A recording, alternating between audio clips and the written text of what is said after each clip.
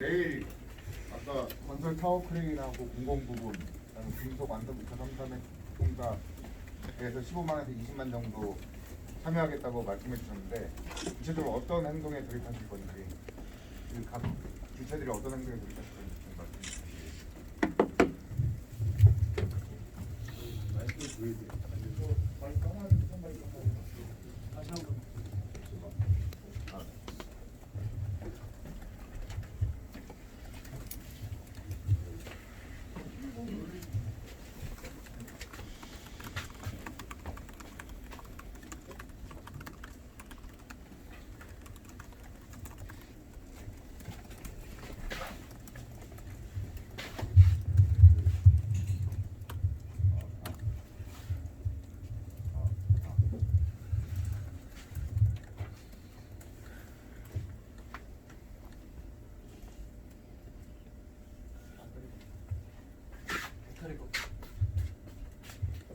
제가 좀 크게 말씀드릴까요?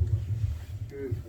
내일 금속노조하고 건설 타워 크레인 노동자, 공공부분 코레일 자회사 포함해서 15만에서 20만 명 정도가 정보 파업을 단행하겠다고 하셨는데요. 제가 이미 들은 건 금속노조에서 2시간 파업하는 건 들었고요. 나머지 부분의 노동자분들께서는 어떤 행동에 돌입하실 건지 궁금하고요. 두 번째로는 그 10인 이상 집회가 금지됐는데 어떤 방식으로 집회를 진행하실 건지, 9명 이하로 여러 군데에서 하실 건지, 그런 구체적인 방식에 대해서 말씀해 주시면 감사드리겠습니다. 네. 이제 그 타워 크레인 노동자들은 정확하게 26일 09시부로 이렇게 사업에 돌입하게 되고요. 그래서 이제 사업장별로 이제 사업 집회를 약식으로 개최할 예정입니다. 그래서 이후 그러면 어떻게 할 거냐? 이건 아까 제가 말씀드린 바와 같이 지금 이제 민주당과 국회에서 이 노동법 개혁론을 주도하고 있기 때문에, 또 중재법에 대해서 당론으로 정하지도 않고 계속 여론에 밀려서 이리 갔다 저리 갔다 하고 있는 이런 상황이지 않습니까? 또 경총의 또 저항을 또 극복하지 못하고 있어요. 그래서 이 법안이 누더기 법안이 될까 정말 우려스러워요.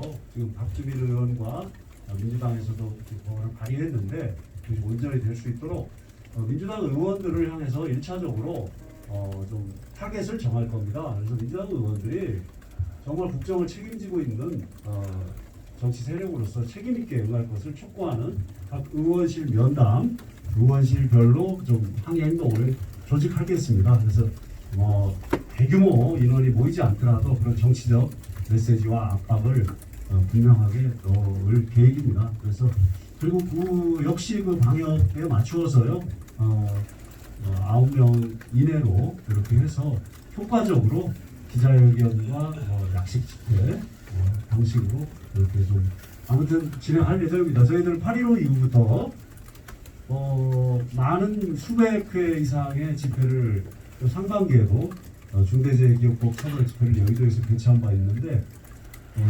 아시다시피 단 한 명의 감염자도 나오지 않았고 저희들 스스로가 철저하게 그렇게 좀 준비하고 있다는 점 말씀드리고, 앞으로도 그것은 확인하실 수 있을 거예요. 그렇게 좀 말씀드리겠습니다.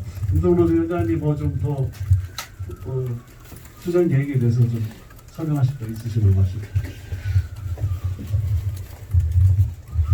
기자 여러분들이 아마 두 가지 질문하시는 거 들어보면 실제 파업 규모가 어느 정도 되는 거냐, 정보의 의미라고 담지만 그래도 사전에 하는 건데, 현재 금속노조는 어찌됐든 2020년 심지어는 19년 단체협약이 끝나지 않은 사업장도 있습니다. 대표적으로 현대중공업인데요. 정몽준, 권어갑 작년에 물적 분할 이후 아직 작년 교섭도 못 끝내 있고 올해 교섭도 끝내지 않아서 19년, 20년을 합병해서 현재 교섭을 진행되고 있고, 이미 재인권이 있는 사업장입니다.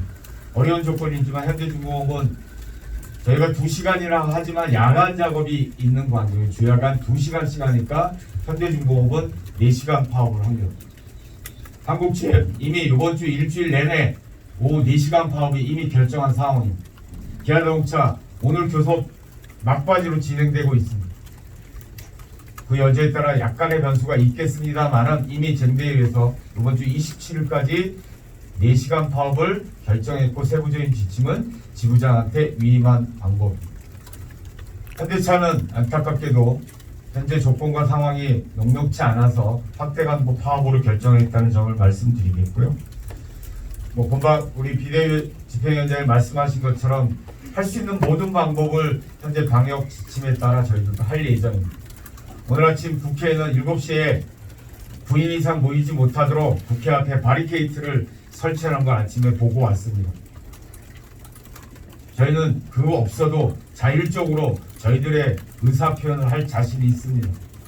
오늘부터 금속노조는 각 지부별로 50명 이상씩 올라옵니다. 내일은 충남, 오늘은 서울, 경기 그런 9명씩 정확하게 거리를 두고 저희들의 방법을 얘기드리고 오늘 아침 방송하는 모습은 국회 앞 사거리에 건널목마다 전부 다 금속 간부들이 9명씩 정확하게 포진돼서 저희들의 요구와 내용을 담은 피켓팅을 평화롭게 진행하고 있습니다. 저희는 흥분하지도 않을 겁니다. 바이러스 창궐의 핵심은 마스크를 쓰지 않고 흥분한 상태에서 비말로 선동하는 형태가 지난 8월 15일 민주노총 산하에서는 집회를 불가피하게 하더라도 최소한의 방역 지침을 지켜서 할 예정이고요. 특히 타겟으로 되어 있는 지역본부 주관하에 전체 노동자들이 내일 민주당사 전국 시도당 지지부 앞에 기자회견 및 농성을 할 계획도 갖고 있다는 점까지 추가로 설명드렸습니다.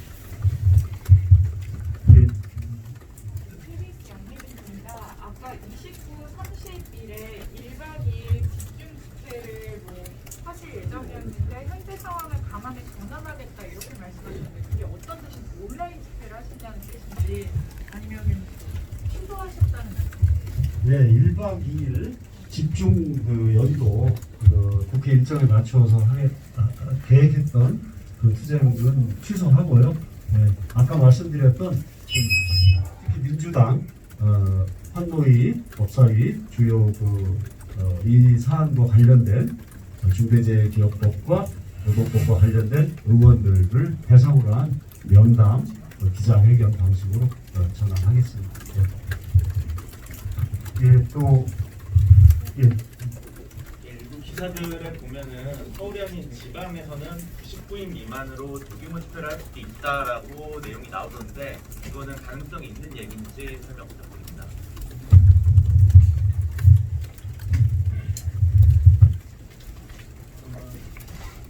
지금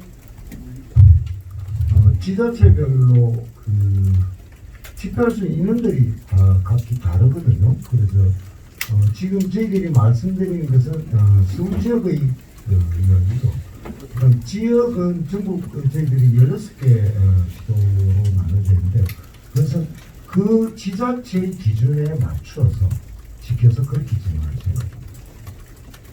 근데 지금 해당 지역이 몇 명이 이것은 다 구체적으로 제가 말씀드리면 좀 곤란하고 그렇게 이해하시면 됩니다. 그리고 지난 노동자대회 때도 지역 자치단체의 방역 담당자들과 긴밀히 협의해가지고 대회를 진행했고 앞으로도 그럴 계획입니다. 예, 또 질문 주신 분들은 현장에서는 조합원들도 노동법 개정안 내용 자체를 이해하지 못해서 이 총파업을 왜 하는지 모른다 이런 간부들의 좀 의견들이 많은데요. 이거에 대해서 민주노총이 시민들이나 조합원들에게 설득하기보다는 총파업 선언부터 하는 건 무리한 결정 아니냐 이런 비판이 나오기도 하는데 여기에 대한 입장 여쭤보고 싶습니다. 예, 26일 날 지금 정부의 노동법 개혁 문제와 전자상법 통과에 대한 시민사회단체 기자회견이 예정되어 있습니다. 금방 기자분께서 말씀하셨던 것인데 그 노동법 문제는 저희 시민사회단체 전체 다 다니면서 설명을 했습니다.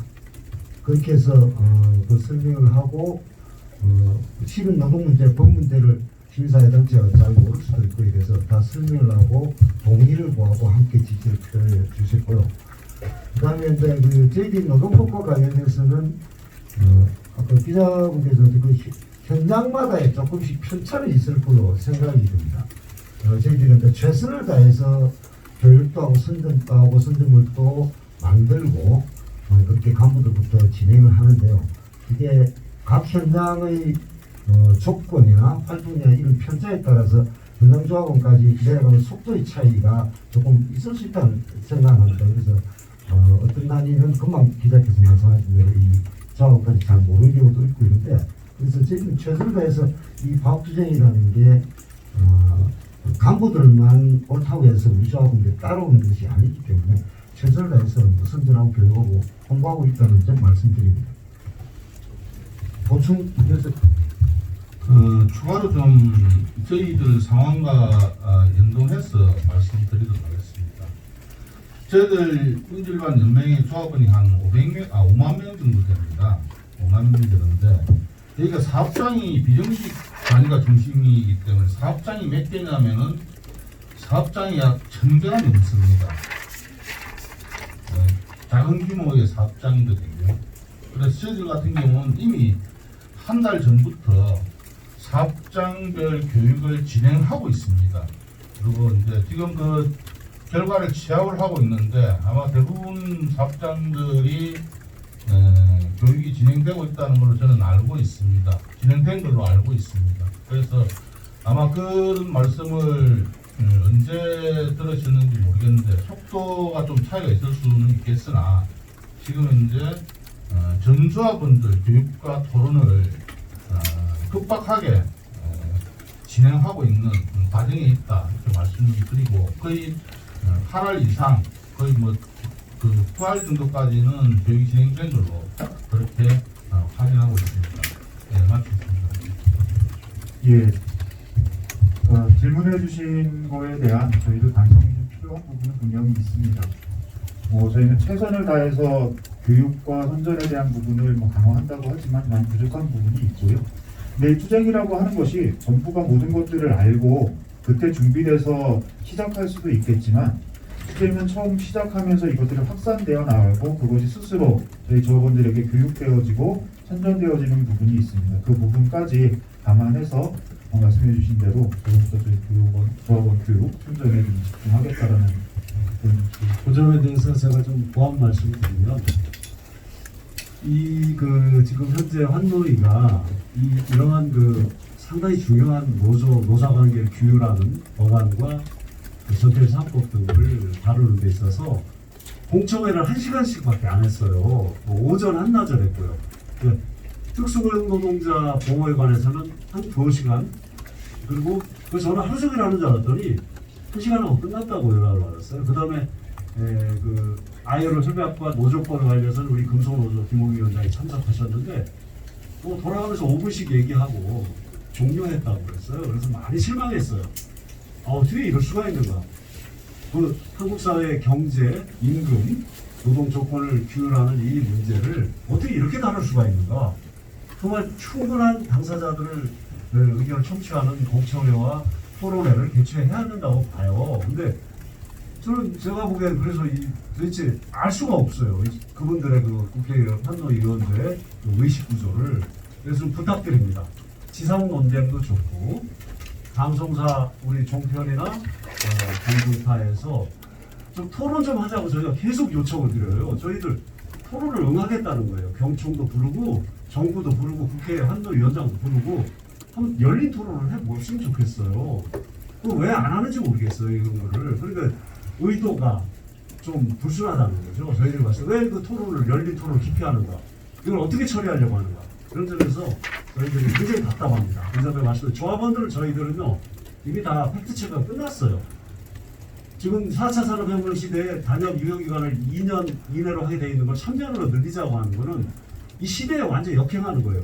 하루하루 시시각각 사회적 변화 조건이 바뀌는데 어떻게 근로 조건을 3년을 묶어둡니까? 수시로 논의할 수 있어야죠.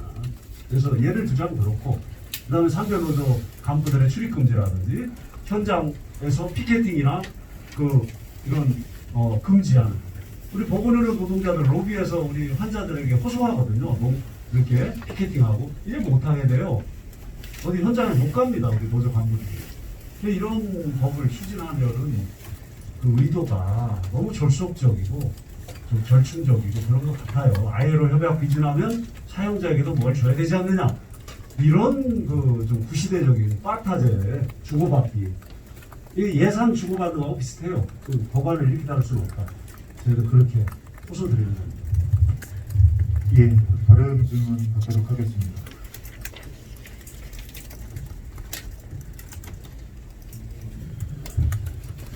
예, 최근에 진행한 민주노총 기자회견 중에 오늘 시간이 제일 길었던 것 같습니다.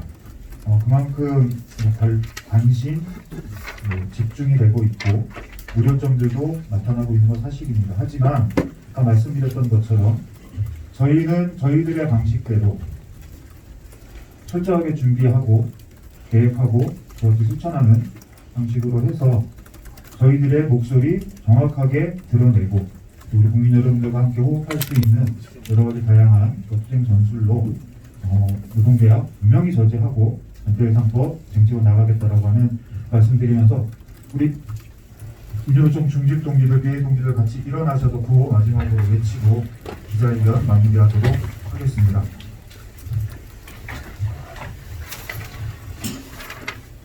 국회는